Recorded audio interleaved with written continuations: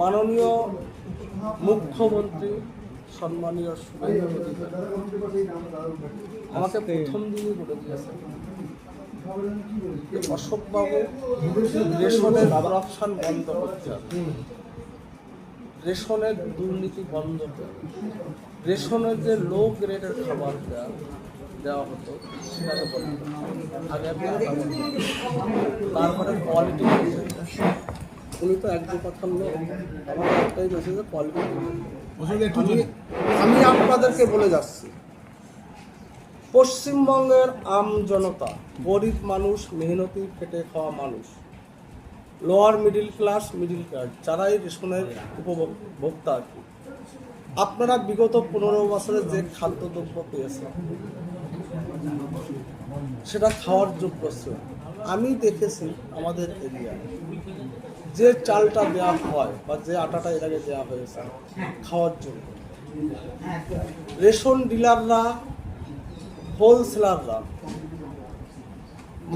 যে মালটা দেওয়া হতো পুরো মালটা দেখা একটা শ্রেণীর মানুষ রেশন থেকে টাকা নিয়ে চলে গেছে। একটা শ্রেণীর মানুষ যারা ভোক্তা আর কি, যারা রেশন নেন তারা মাল না নিয়ে টাকা নিয়ে চলে যেত। তার মূল কারণ ছিল মালের গ্রেড এতটা নিম্নমানের ছিল, তার দরুন তারা খাবারটা নিতেন না। আপনাদেরকে আমি কথা দিচ্ছি, যারাই এটা করতে রেশন দোকান, হোলসেলার, আপনারা প্রথম কথা হচ্ছে এই কাজ থেকে আপনারা বিরত থাকুন। আর কোয়ালিটির সাথে কোনো কম্প্রোমাইজ নেই। যারা পয়সা নিচ্ছেন আমি আপনাদের কমিটমেন্ট করে গেলাম, জুন মাস থেকে আপনাদের খাওয়ার যোগ্য চাল, গম, আটাটা টোটালি বন্ধ, টোটাল আটা বন্ধ।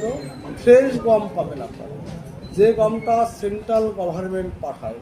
এফসিআই গোডাউনে যেতে আসতে যে গমটা চেঞ্জ হয়ে যেত, যদি কোথাও সেই পুরানো জমানা ফেরানোর চেষ্টা করা হয়, যারা করবেন যে আধিকারিকের আন্ডারে এরিয়া হবে সেই আধিকারিক দায়িত্ব আপনাকে নিতে হবে, তার কৈফিয়ত আপনাকে নিতে হবে। আপনি যদি কৈফিয়ত না নিতে পারেন, আইন অনুযায়ী যে ব্যবস্থা সেটা আপনাদের ক্ষেত্রে বলতে হবে।